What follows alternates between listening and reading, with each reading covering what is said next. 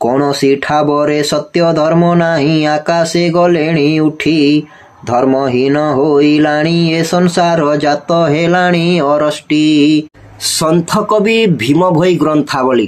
ମନୁଷ୍ୟ ହୋଇ ନିର୍ଜୀବ ସଙ୍ଗେ ଭାବ ଦେଖଟି କେଡ଼େ ଅଜ୍ଞାନ ମେଢ଼ ମଣ୍ଡପ ଦେଉଳ ଦେବାଳୟ ଜଗତି ଅଟ୍ଟାଳିକା ମାନ ଯହିଁରେ ଦେଖିଲେ ସତ୍ୟ ଧର୍ମ ନାହିଁ ସକଲେ ହେଲେଣି ଶୂନ୍ୟ ଦେବା ଦେବୀ ଆଦି ଔଷଧ ମୌଷଧି ମନ୍ତ୍ର ଯନ୍ତ୍ର ଜପ ଯେତେ ସକଳ କରଣୀ ସରିଲାଣି ଆସି ନେତ୍ରେ ଦେଖନ୍ତୁ ସାକ୍ଷାତେ ଗଙ୍ଗା ଗୟା କାଶୀ ପ୍ରୟାଗ ସହିତେ ସେତୁ ବନ୍ଧ ରାମନାଥ ଏ ତୀର୍ଥ ମାନଙ୍କ ଧର୍ମ ଉଠିଲାଣି କାହିଁରେ ନାହିଁ ନା ସତ୍ୟ ଶ୍ରୀ ପୁରୁଷୋତ୍ତମ କପିଳାସ ଧାମ ତହୁଁ ଉଠିଲାଣି ଧର୍ମ ତୀର୍ଥ ମାନେ ସବୁ ଭ୍ରଷ୍ଟ ହୋଇଲେଣି କାହିଁରେ ନାହିଁ ନା ବ୍ରହ୍ମ ମନୁଷ୍ୟ ହୋଇ ନିର୍ଜୀବ ସଙ୍ଗେ ଭାବ ଦେଖଟି କେଡ଼େ ଅଜ୍ଞାନ ଶୂନ୍ୟରୁ ଯେହୁ ପିଣ୍ଡ ପ୍ରାଣକୁ ଗଢ଼ିଲା ନାହିଁ ତାକୁ ଅନୁମାନ ମୂର୍ତ୍ତି ସିନା ସେହି ଜୀବ ଆତ୍ମା ନାହିଁ କାହୁଁ ଯାଚି ଦେବ ବର ବିଷ୍ଣୁ ନଟ କୂଟ ମାୟାକୁ ନ ଜାଣି ଅଜ୍ଞାନରେ ମୂଢ଼ ନର ମେଢ଼ ମଣ୍ଡପ ଦେଉଳ ଦେବାଳୟ ଜଗତି ଅଟ୍ଟାଳିକା ମାନ ଯହିଁରେ ଦେଖିଲେ ସତ୍ୟ ଧର୍ମ ନାହିଁ ସକଳେ ହେଲେଣି ଶୂନ୍ୟ।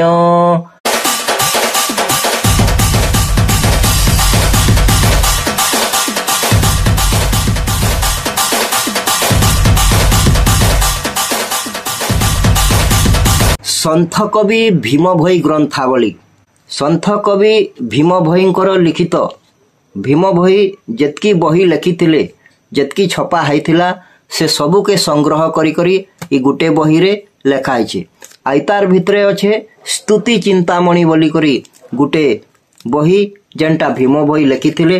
ସେ ସ୍ତୁତି ଚିନ୍ତାମଣିରେ କିଛି ଏନ୍ତା କଥା ମୁଇଁ ପଢ଼ଲି ଯେନ୍ କଥାଟା ପଢ଼ଲା ପରେ ମତେ ଏନ୍ତା ଲାଗଲା ଯେ ବର୍ତ୍ତମାନ ସମୟରେ ଯେତିକି କଲି ଝଗଡ଼ା ଯେତିକି ଅନ୍ୟାୟ ଦୁର୍ନୀତି ହଉଛେ ଧର୍ମର ନାଁରେ ଦେବୀ ଦେବତା ନାଁରେ ପୂଜାପାଠ ନାଁରେ ଆଉ ସମାଜରେ ବିଶୃଙ୍ଖଳା ସୃଷ୍ଟି ହଉଛେ ସେ କଥାକେ ସେ ପରିସ୍ଥିତିକେ 1700-1800 ମସିହାରେ ଜଣେ ଲୋକ ଅନୁମାନ କରି ସାରିଥିଲା ଯେ ଭବିଷ୍ୟତରେ ଏନ୍ତା ଘଟଣା ମାନେ ଘଟବାରକେ ଯାଉଛି ଧର୍ମକେ ନେଇକରି ଜାତି ସମାଜକେ ନେଇକରି ସତ ସତକେ ନେଇକରି ଭଗବାନ କେ ଦେବୀ ଦେବତା କେ ନେଇକରି ତ ସେ ପରିସ୍ଥିତି କେ ସେ ମଣିଷ ସେତେବେଳେ କେନ୍ତା ଜାଣିଲା ସେ ପରିସ୍ଥିତି କେ ସେମାନେ କେନ୍ତା ବୁଝିଥିଲେ ଆଉ ଆଜି ବର୍ତ୍ତମାନ ଯେନ୍ ମାନେ ଜିଉଛନ୍ ଅତ୍ୟାଧୁନିକ ସମାଜରେ ସେମାନେ କେନ୍ତା ଜାନି ନାଇଁ ପାରବାର ତ ସେ ଯେନ୍ କଥାଟା ଲେଖଲେ ଆଉ ଯେନ୍ କଥାଟା ସେ ବୁଝାଉଛନ୍ ଆପଣ ମାନଙ୍କୁ ଯେନ୍ ବୁଝାବାର କେ ଚେଷ୍ଟା କରୁଛନ୍ ସେଟା ଆଜି ମୁଇଁ ଆପଣଙ୍କୁ ପଢ଼ିକରି ଶୁଣାମି ଆଉ ଆପଣ ମାନେ जानवार के पाइबे जे भीम भोई मूर्ति पूजा मंदिर मंडप तीर्थ इ सबू जहा अच्छे इतार विषय रे 1700-1800 समय रे काना कहिथिले से समय रे धार्मिक परिस्थिति काना थिला से समय रे केन परिस्थिति चलुथिला आ सेते बेले धर्मगुरु माने काना सबू अनुमान करिथिले अनुभव करिथिले से कथाटा इ लेखारू जना पड़सी। आईटा स्तुति चिंतामणि ग्रंथर स्तुति चिंतामणि नार जेन बही अच्छे भीम भोई लेखलाटा से बहीर 95 बोली सेठी भजन हिसाब रे गुटे गुटे बोली अलगा अलगा करके लेखा है तो से तार 95 नंबर बोली रे इ कथाटा लेखा है आपण माने जदि चाहबे बोले खोजी करी पढ़ी भी पारबे। सन्थ कवि भीम भोई ग्रंथावली भीम भोईंकर 750 बोली स्तुति चिंतामणि रे काना लेखुछन सेटा भी टिके पढ़ी करी सुनबा ओडिया रे लेखा है तो आपण माने बुझी पारबे बुझाबार बेसी दरकार नै पड़े बोली भाबुछे। सुजन पंडित साधु सेवा कर अन्य रे नाही ना गति सुजन पंडित साधु सेवा कर अन्य रे नाही ना गति गुरु न बसिले उद्धारण नुहे आउ जेते फल श्रुति जप तप दान ध्यान तीर्थ व्रत ए अटे समूह पुण्य। जप तप दान ध्यान तीर्थ व्रत ए अटे समूह पुण्य। वृक्ष कीरति बांफी देउल धर्म एमान नुहे समान। जगती अट्टाली बेढ़ मंडपरे लभिबु बोली मुकती। दारु प्रतिमा स्थापना मूर्ति जेते एनु हई सदगति। ई कथाटा टिके भल करी सुनबार कथा। जेन माने दुर्गा पूजा करूछन, गणेश पूजा करूछन, मेढ़ मंडप तैयारी करूछन, आउ से मेढ़ मंडप लगी समाज रे विशृंखला करूछन, झगड़ा करूछन, आउ समाज रे गुटे अशांतिर माहौल सृष्टि करूछन। तो गुरु माने काना कहउछन, धर्म काना कहउछे। गुरु माने कहउछन, भीम भईन लेखुछन स्तुति चिंतामणि रे जे जगती अट्टाली मेढ़ मंडपरे लभिबु बोली मुकती। दारु प्रतिमा स्थापना मूर्ति जेते एनु हई सदगति। बुझी पारुछ तो? मेढ़ मंडप जहा तैयारी होछे सेति जेन पूजा पाठ होछे, दारु प्रतिमा बेला जेनटा मंदिर रे मूर्ति रखी करी पूजा पाठ होछे, ई सबु करबार द्वारा मुक्ति नहीं मिले कि इतार द्वारा जीवन रो कोनोसी सदगति नहीं है बोली भीम भाई कहउछ। आपण माने जानिथिबे ओडिसार धर्म मानकर मध्यरे सबुनु श्रेष्ठ अलेख बहिबा धर्म जे कि सत्य धर्म बोली करी जना जायसी। तो से आउ भी बहुत कथा कहउछन। जस पौरुष कर्म सीना एही अल्प नाम सकती। एमाने बहुत दिन न रहंती किछि दिने हुए पोती। जस पौरुष कर्म इटा जहा किछि अछि इटा किछि दिनर लागि है। तो से कहउछन जस पौरुष कर्म सीना एही अल्प नाम सकती। किछि दिनर लागि है, सबु खत्म हो जावा, किछि नै रहे। तो सेतार लागि गर्व घमंड करबार काई दरकार, सेतार लागि झगड़ा रो काई दरकार अछि। जीवनटा शांति रे रहू बोलुछन। एमाने बहुत दिन न रहंती किछि दिने हुए पोती। गुरु सेवा धर्मचारी जुगे रहे क्षय वृद्धि केबे नुहे। सेवा मध्यरे प्रधान अटे सेहु सते पुरुषर जाए। गुरु सेवा कर बोलुछन। गुरु सेवा फल सतेक पुरुष खाई बोहिले न सरे। गुरु भगति रे अपार महिमा अशेष दुरित हरे। गुरु सेवा फले रोग व्याधि नाही आउ फले अछि रोग। निष्काम फल से सत्य फल फले निश्चिते हुई भोग। श्री पुरुषोत्तम कपिलास धाम तहु उठिलाणी धर्म। तीर्थ माने सबु भ्रष्ट होइलेणी काहिरे नाही ना ब्रह्म।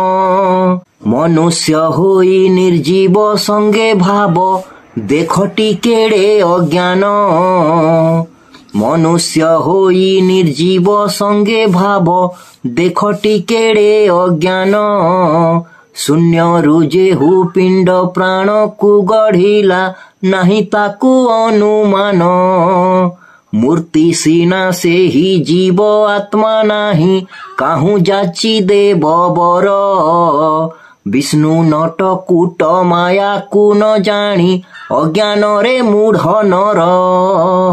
मेढ़ मंडप देउल देवालय जगती अट्टालिका मान। जहिरे देखिले सत्य धर्म नाही सकले हेलेणी शून्य। मेढ़ मंडप देउल देवालय जगती अट्टालिका मान। जहिरे देखिले सत्य धर्म नाही सकले हेलेणी शून्य। देवा देवी आदि औषध मौषधि मंत्र जंत्र जप जेते। सकल करणी सरिलाणी आसी नेत्रे देखंतु साक्षाते। गंगा गया काशी प्रयाग सहिते सेतु बंध रामनाथ। ए तीर्थ मानंक धर्म उठिलाणी काहिरे नाही ना सत्य। गोदावरी गौमती वृंदावन द्वारिका जे हरिद्वार। ए तीर्थ मान विरल होइलाणी ଡୁବିଲାଣି ଧର୍ମଧାର। ମାନ ସରୋବର ବଦରି ଯେ ନାଥ ବୈତରଣୀ ଆଦି କରି। ଯମୁନା ସରସ୍ୱତୀ ଭ୍ରଷ୍ଟ ହେଲେଣି ଚତୁର୍ଥ ଧାମକୁ ଧରି। ନବଖଣ୍ଡ ମେଦିନୀରୁ ଚାରି ଧର୍ମ ଉଠିଲେଣି ଆକାଶକୁ। ବହୁତ ଅନ୍ୟାୟ ଦେଖି ବ୍ରହ୍ମାଣ୍ଡର ଚାହିଁ ପାତକ ଭାରାକୁ। ଯହିଁ ଥିଲେ ଯେତେ ଦେବା ଦେବୀ ଗଣ୍ଡ ଶୂନ୍ୟକୁ ଗଲେଣି ଉଠି। କାହାରି ହାତେ ନ ପାଇବାକୁ ପୂଜା ଅକର୍ମ ଦେଖିଣ ସୃଷ୍ଟି। ଆପଣା ମନରେ ଯାହା ବିଚାରିଲେ ସେହି କର୍ମ ମାନ କଲେ। ବୃଥା କର୍ମ କାଣ୍ଡେ ସମସ୍ତେ ପଡ଼ିଲେ ନିଜ ଧର୍ମ ନ ଜାଣିଲେ। ମନୁଷ୍ୟ ହୋଇ ନିର୍ଜୀବ ସଙ୍ଗେ ଭାବ ଦେଖଟି କେଡ଼େ ଅଜ୍ଞାନ।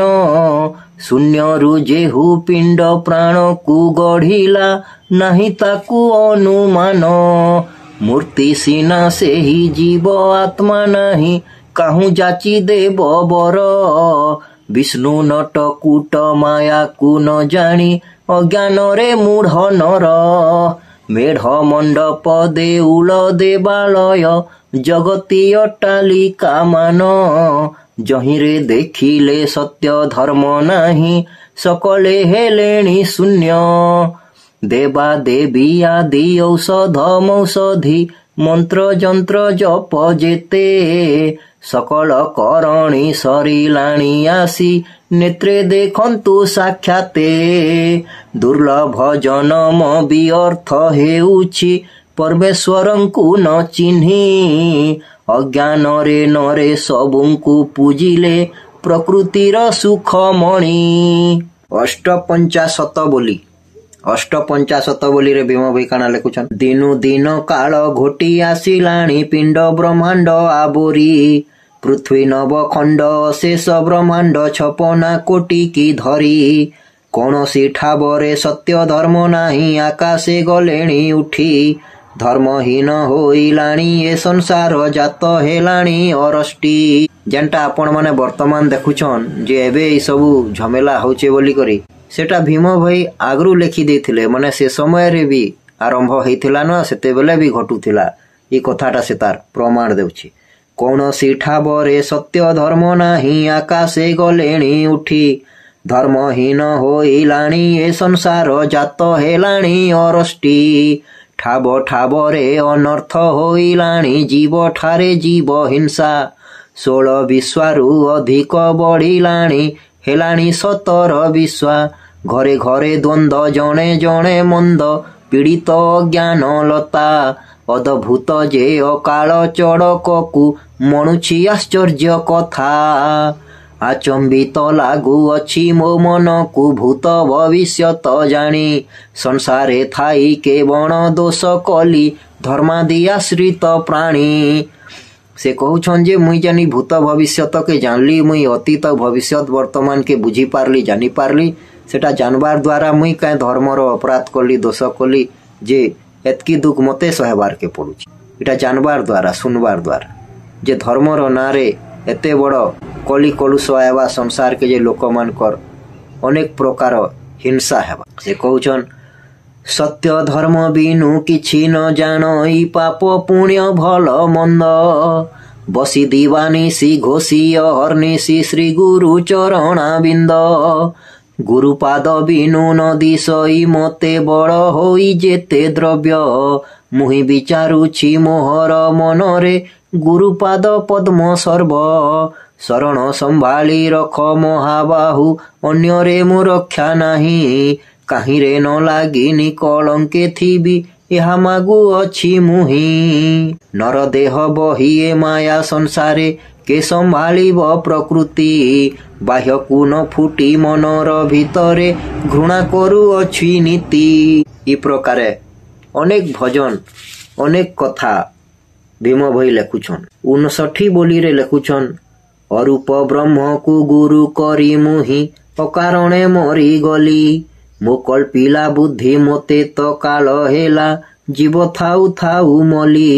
ପୂର୍ବ ସୁକୃତର କିମ୍ପା ମୁଁ ମାଗିଲି माया घर फल श्रुति जाल जंजाल को जना नाही मते बुंजिलिए मंतरीति।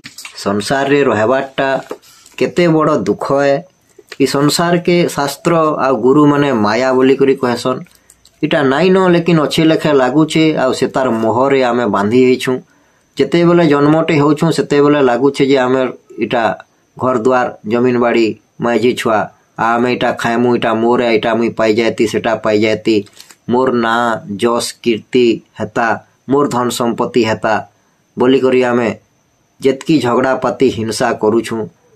इ सबु पाइबार लगी खाइबार लगी निजर ना करवार लगी संपत्ति करवार लगी इटा किछि नै रहे। इ संसार दिने सरी जीवा इ मनुष्यर शरीर दिने सरी जीवा इ जीवन दिने सरी जीवा किछि नै रहे। तो जेनटा नाई रहे से तार लगी एते घिचाटना करी करी एते दुख कष्ट पाई करी झमेला हिंसा करी करी काना लाभ अछि। एति लगी जेन माने आध्यात्मिकता के बुझिछन से माने केबे हिंसावादी नै होन। आ जेन माने हिंसावादी होउछन चाहे सेटा कोनोसी धर्मर लोक हो कोनोसी देशर लोक हो हेले जे भी हिंसा करवा जे अन्याय करवा जे ठकवा जे छल कपट करवा जे असत कहवा जे सत धर्म नहीं मानवा हेले आपण बुझिथिबे जे सेटा पाखंडी है अधर्मी है आउ से ही संसार रो सबुनु बड़ शत्रु है।